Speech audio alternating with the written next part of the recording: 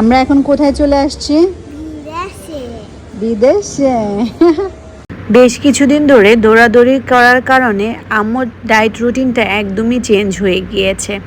আম্মুকে প্রচুর strict diet maintain করে চলতে হয়, কিন্তু কলকাতায় থাকার কারণে ওই রকম কোনো ব্যবস্থা ছিল না, সেজন্য আমাদের হোটেলেই খাওয়া দাওয়া করা লাগে।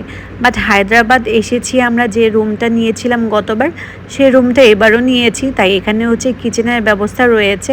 তাই এখন থেকে বাসায় আম্মুর জন্য রান্না বান্না করে দেন খাওয়াবো। আজকে নতুন একটা সবজি দেখলাম, এই সবজিটা আসলে আমাদের বাংলাদেশে নাই, সো এটা আমাদের জন্য টোটালি একদম নতুন ছিল। তো এখানে আমরা টুকটাক কিছু সবজি নিয়ে নিচ্ছি, কারণ বেশ কিছুদিন ধরে আম্মুর তো একদমই সবজি খাওয়া হচ্ছিলই না।